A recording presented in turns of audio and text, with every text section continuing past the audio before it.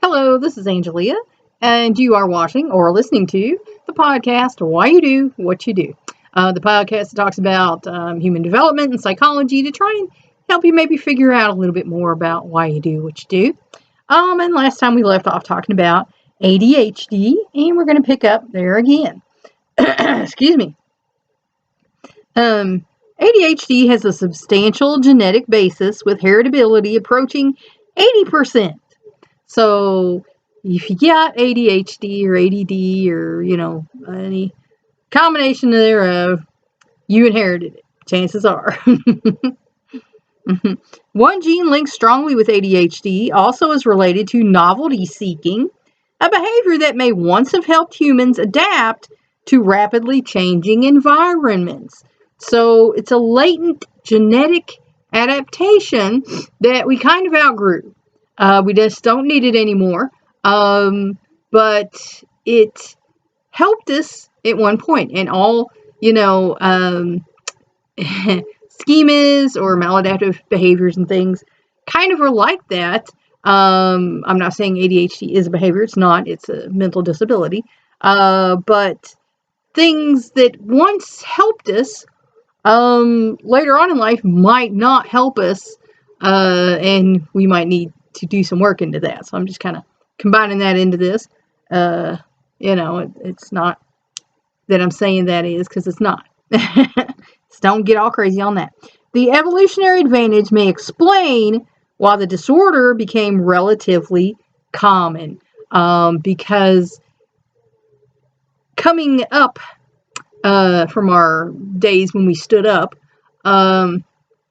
it behooved us to be able to notice everything that was going on. If there was a predator back here, it behooved us to be able to hear, see, notice that. And all, human behaviors will tell you humans have dulled down. So the hyperactive child, the child with ADHD, still has that genetic component where they are very, distractible, impulsive, because at one point that helped our survival. Now we don't need that so much anymore, so that most everybody, has kind of dulled down to where we're just not doing that all the time. But these people are. And like I asked my son who has ADD one time, what's it like? I'm curious. And he said, basically, I'm just going along and stuff comes flying at me, and I don't know, whoa, stuff startles me, or I just get this overwhelming feeling to do a thing, and I don't know why. So it's, hard as a parent to help a child when you don't understand what they're going through. Birth complications that may play a part include prematurity, a prospective mother's alcohol or tobacco use, which I didn't use either, exposure to high levels of lead, and oxygen deprivation, which may lead to inadequate availability of the neurotransmitter dopamine. And some children have birth injuries to where this was a thing, Mine did not, as far as we know. So we think his just hereditary. However, the belief that ADHD children are brain damaged has been discredited by brain imaging studies. So they looked at the brains and said, yeah, no, this is not why this is happening.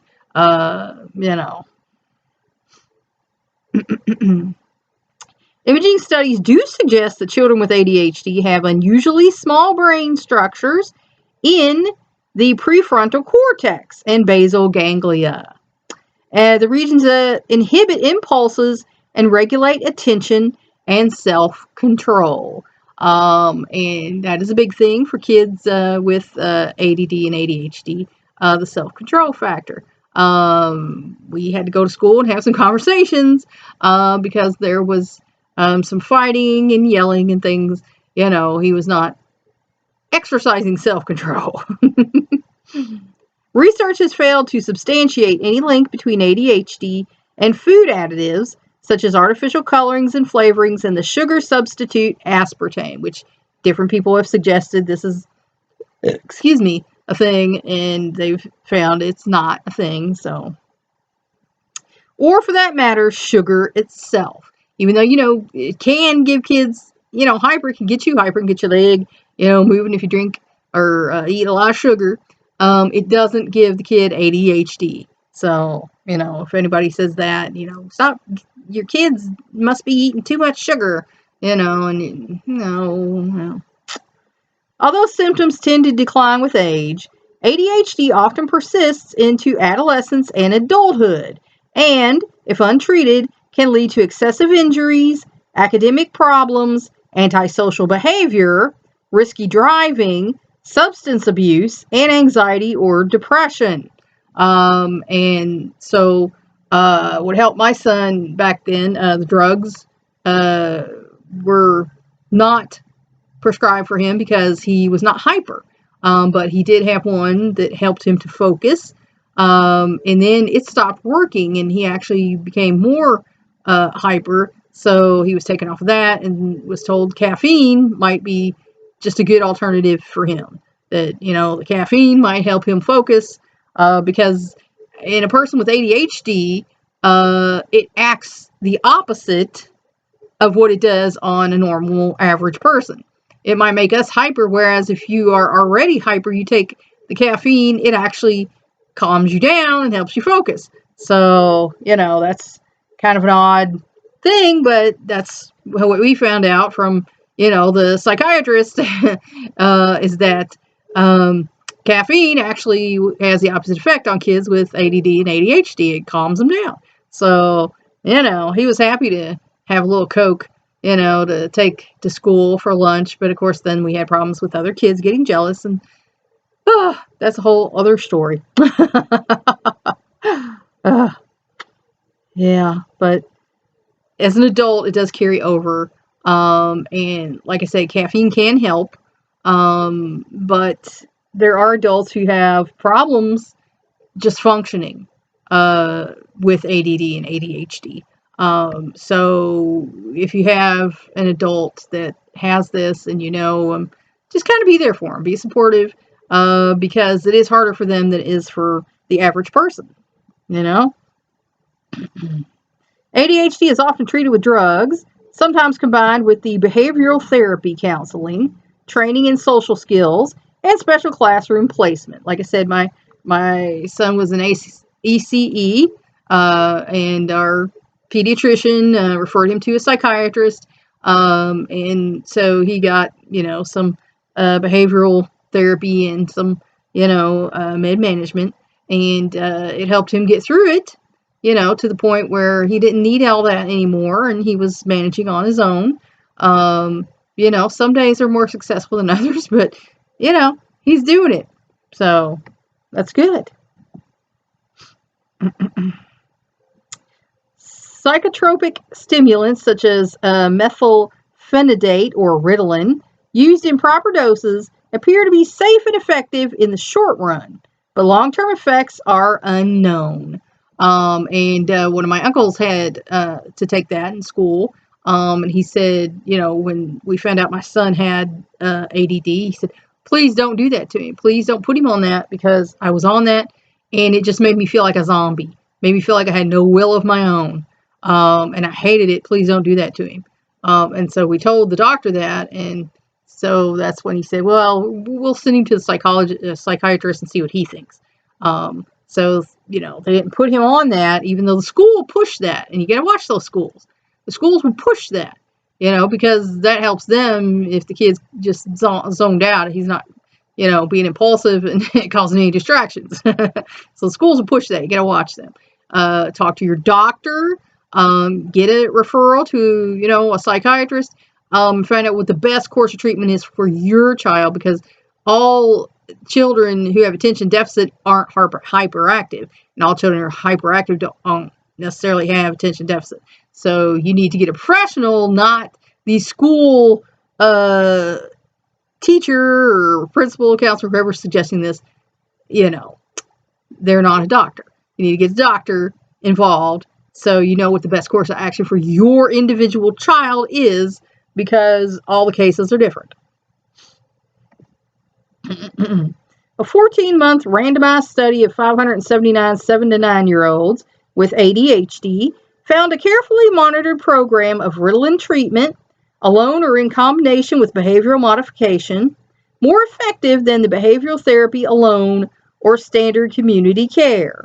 Like I said, every kid's different.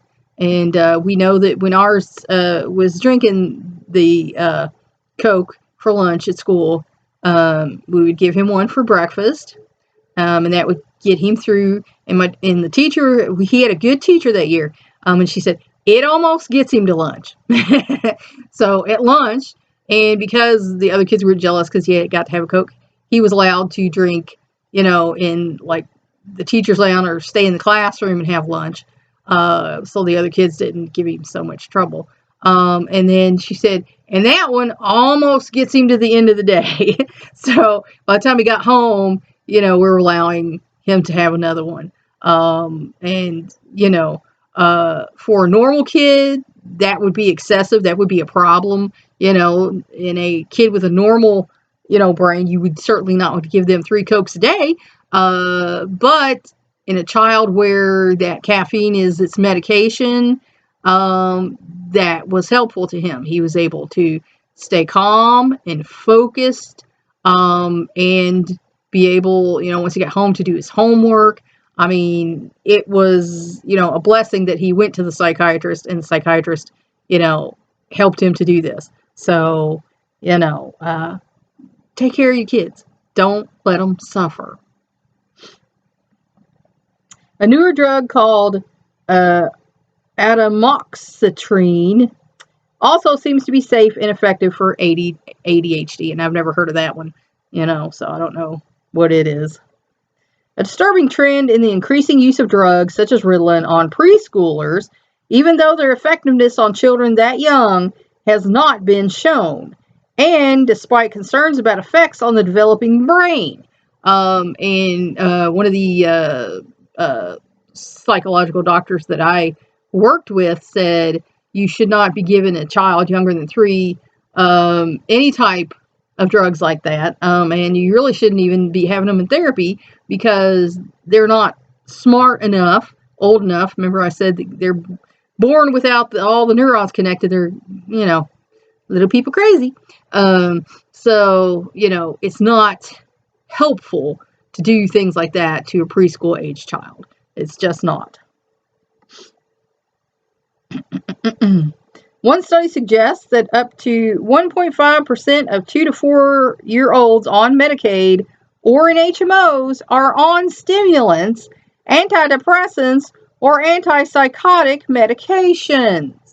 Now, that's interesting to me. So, these 2 to 4 year olds who are going to school and preschool that are on Medicaid or in HMOs are on stimulants, antidepressants, or antipsychotic medication. Why do we think that is?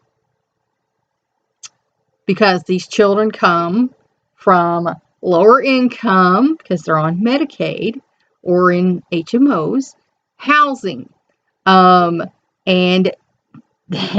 as we read, economic instability causes turmoil in the home, which causes behavioral problems in the child. So these children are being medicated at a very young age when that's not what's needed. What needed is intervention in the home. If you're going to a preschool who suggests that your child needs medication, you might look for another preschool. That's what I would do, because as we just heard, psychiatrists and psychologists say this is not effective in children this young, and we don't know what the effects on the brain are. So do not let them medicate your preschooler. Find a different school, get a doctor involved who will tell the school, no, that's a bad idea. So, take care of your kids. That's your job. The Individuals with Disabilities Education Act, or IDEA, we know that very well. I have a file cabinet full of things, of 1975, amended in 97, ensures a free, appropriate public education for all children with disabilities in the United States. So you heard it there. all children with disabilities. So this is a law. This is a law. So if anyone is giving you guff about your child being in a regular classroom, it's the law. Hello.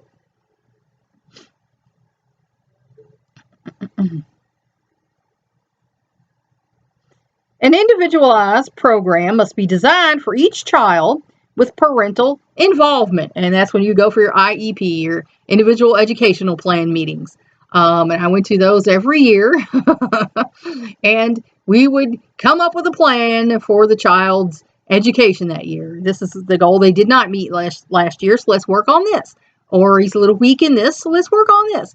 And of course, we would talk about it and come up with what we thought was the best plan.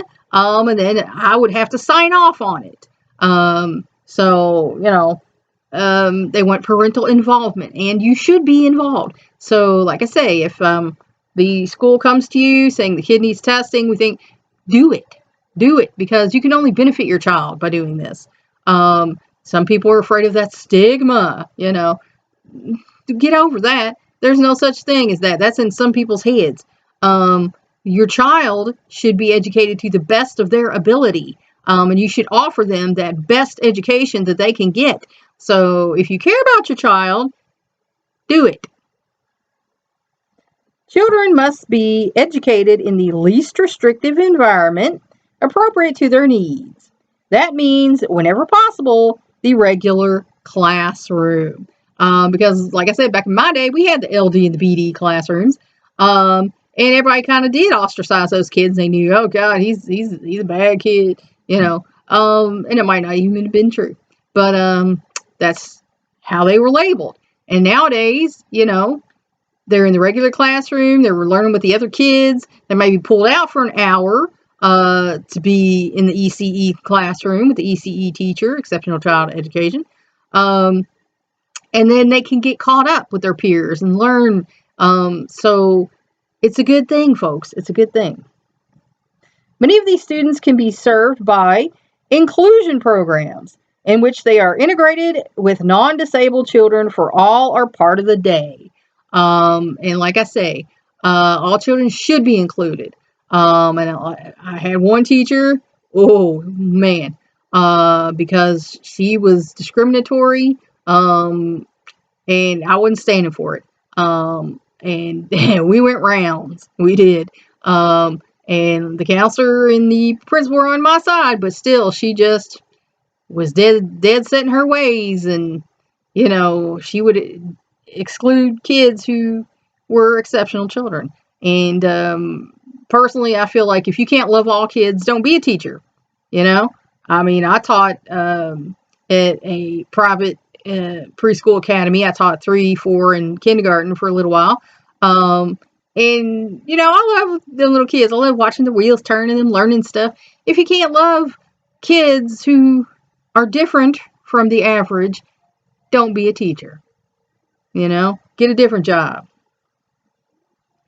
Inclusion can help children with disabilities learn to get along in society and can let non-disabled children know and understand people with disabilities. Because someday your kid's going to grow up. He's going to have to be a functional adult. He's going to have a job, a place to live, transportation. So you need to teach this child, even though he's disabled, he still has responsibilities in society. You can't keep him and take care of him all your life unless you're a gabillionaire, and you can, but someday they're going to have to grow up and have a life of their own. And so it's your job to teach them how to do that. And this will help them. And like I said, by normalizing children with mental disabilities or illnesses, you teach other kids not to be jerks and bully these kids. A potential problem with inclusion is that children with learning disabilities may be evaluated by unrealistic standards, resulting in their being held back and made to repeat grades. And like I said, they don't really do that anymore here where I live. So that's not, a problem here anymore. This has already happened on a large scale in some schools, despite evidence that retention is ineffective when the children with children of normal abilities. So evidently somewhere in the country this is still happening, which is a shame. Giftedness is hard to define and measure. Educators disagree on who qualifies. Another source of confusion is that creativity and artistic talent are sometimes viewed as aspects or types of giftedness and sometimes as independent of it. So if you're told your child is gifted, you might want to ask for a little more clarification. Excuse me. The traditional criterion of giftedness is high general intelligence, as shown by an IQ score of 130 or higher. Mine's 135 at last measurement. This definition tends to exclude highly creative children, whose unusual answers often lower their test scores. Disadvantaged children, whose abilities may not be well developed, though the potential is there because of, socioeconomic status, and children with specific aptitudes who may be only average or even show learning problems in other areas. Most states and school districts, therefore, have adopted a broader definition, which includes children who have shown high potential or achievement in one or more of the following general areas. Intellect, specific aptitude, such as in mathematics or science, creative or productive thinking, leadership, talent in the arts, such as painting, writing, music, or acting, and psychomotor ability. So they're starting to realize there's more intelligences than just, academic retention that you remember. There's physical, genius, artistic genius. And like I've told you before about one of my sons who played soccer, and he could chart angles, with his eyes. He could say, if I go there and there, and then I can make this goal. And, that's something that, I could used to do. So, there are different types of giftedness. There are, I knew kids that were in band and they could play, anything they heard. We had a guy play the piano, and like if he heard it, he could turn around and play it. We just thought he was a genius, and he was. So, there are different types of giftedness. Oh man, I'm gonna sneeze. Yeah. Oh my, let's not do that. Many schools districts now use multiple criteria for admission to programs for the gifted, including achievement test scores, grades, classroom performance, creative production, present and parent-teacher nominations, and student interviews. But IQ remains an important and sometimes the determining factor. And that might not necessarily be a good thing, because you might have a very creative child who does not have a very high IQ. So, it's not necessarily the way it is. I had a chance to be tested in the 7th grade because my parents, because I would get C's sometimes, and in all honesty, they were in classes I didn't like, decided to let the counselor test me, IQ test me, because they thought I was dumb, in all honesty. And then they were surprised when the testing came back and I had an IQ of 122. And they said, maybe she's just bored. Let's test her to see if maybe she could skip a grade. Well, my parents were like, no. She needs the socialization. She needs to stay with kids her age. So I didn't get tested to skip a grade. But then my little sister got to be in advanced placement classes. They kind of did the same thing with her, and they're like, yeah, maybe she is bored. Let's let her get in the advanced placement classes. And of course, I'm standing back here going, So be fair with your kids, parents. Don't do something for one that you didn't do for another. And do it for all your kids. Be there because they notice these things.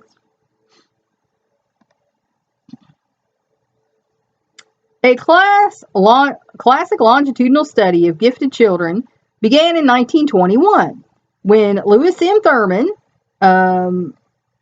identified more than 1,500 California children with IQs of 135 or higher. These children were taller, healthier, better coordinated, better adjusted, and more popular than the average child. So these things kind of go hand in hand. We all know there is genetic differences in people, and we're not going to get into superiority, because that's not a racial thing. You can have these types of people in any race. It's proven across the board. And their cognitive, scholastic, and vocational superiority was held up through their adult years. So they started out as superior children and ended up being superior adults. So, that shouldn't be a surprise to anyone. On the other hand, none of Tiemann's sample grew up to be Einsteins, and those with the highest IQs became no more illustrious than those who were only moderately gifted. So, early intelligence and abilities don't necessarily mean when you grow up, you're going to be this super smart or gifted person. This lack of a close correlation between childhood giftedness and adult eminence has been supported by later research. So, don't put so much pressure on your kid to be an Einstein or to be the next Mozart or, Monet. Just let them enjoy it. Just let them enjoy what they're good at and their creativeness and giftedness, because life goes on, things change, times change, let them enjoy it. Don't put pressure on them to be, something that they may not be meant to be. Although more gifted children are highly motivated, they may lack the insatiable drive and furious impulse to understand that characterize an Einstein. And they might just not be motivated. Like I said, I was bored in some of my classes. I wasn't motivated to do that work because it was boring. I already knew it. Why bother? When Benjamin Bloom at the University of Chicago asked distinguished pianists, sculptors, athletes, mathematicians, and neurologists to recall their childhoods, he found that many of them had shown less talent initially than a sibling. So, sibling rivalry might come into play there. So-and-so's good at this, so I want to be better, And then, of course, once you get to be an adult, you don't feel the need to do that anymore, so that may wane off. What made the difference in ultimate achievement were love of the field, a drive to excel, and hard work, as well as the encouragement and guidance of a special teacher, parent, or relative. So that shows you right there. Children need our support. They thrive on it, they crave it, and when they don't have it, then they don't have the desire to excel. It takes a very self-aware, very resilient child to excel despite, parental neglect. One definition of creativity is the ability to see things in a new light, to produce something never seen before, or to discern problems others fail to recognize and find new and unusual solutions. So creative thinking is an intelligence. And we can teach children that. Well, what could they have done better in this story that would have helped them do this faster or, reach this goal? And they can think about that and come up with a creative answer. High creativity and high academic intelligence, IQ, do not necessarily go hand in hand. So sometimes, we have the two parts of the brain, and generally it's believed that the left side is your more analytical side and your right side is your more creative side. So you might have one side that functions better than the other, or, you might have a balanced brain, or you might have an imbalanced brain, and be all creative and not, more scholastic at all. So, or you might be more scholastic and not creative at all. So we're all different, and you shouldn't judge your kids by their abilities. And that's where I'm going to leave you today. So, don't define your kids and measure their creativity by what you want it to be. Just let them be who they are. So I hope that's good gosh. Ugh, don't have a stroke. So I hope that's helped you to figure out maybe a little bit more about why you do what you do. Until next time.